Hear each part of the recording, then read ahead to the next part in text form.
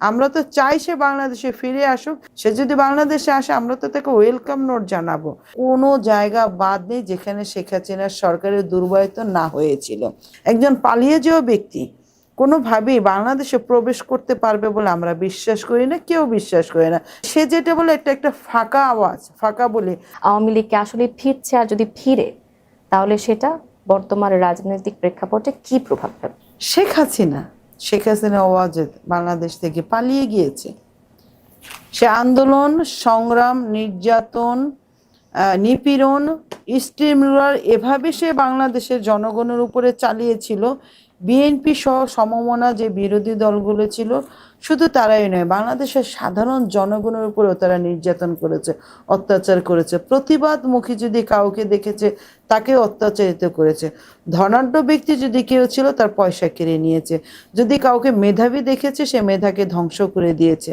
মানে সমাজের রাজনৈতিক বলেন, অর্থনৈতিক বলেন, সামাজিক বলেন, শিক্ষা খাত বলেন, আপনি শিল্প খাত বলেন, কোনো জায়গা বাদ নেই যেখানে শেখ হাসিনার সরকারের দুর্বৃত্ত না হয়েছিল।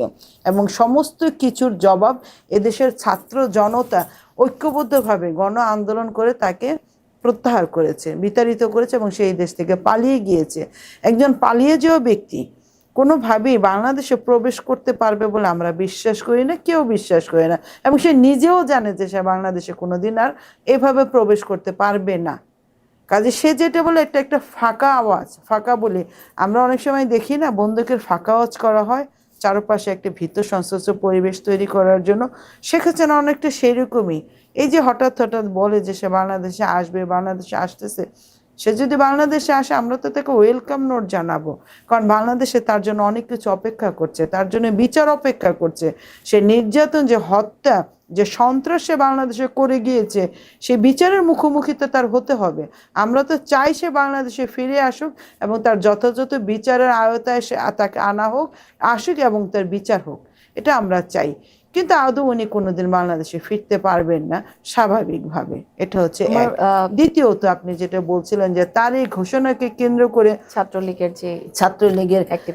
ছাত্রলীগের কোনো অ্যাক্টিভিটিসই নেই, এটা একটা বিচ্ছিন্ন ঘটনা।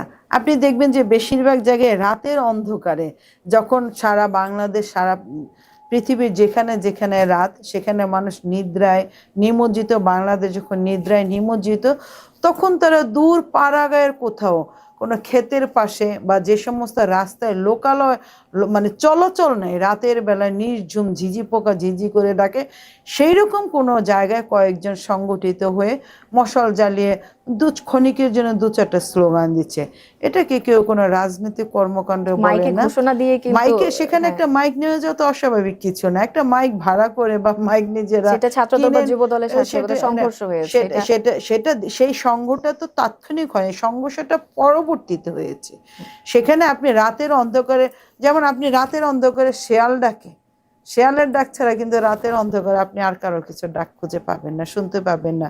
এখন দু চারটা শেয়াল, আমি সেটা ওইভাবে বলতে চাই না, দু চারজন মানুষ যদি একত্রিত হয়ে একটা আওয়াজ তুলে, এটাকে রাষ্ট্র গ্রহণ করে না, এটাকে নাগরিক সমাজ গ্রহণ করে না।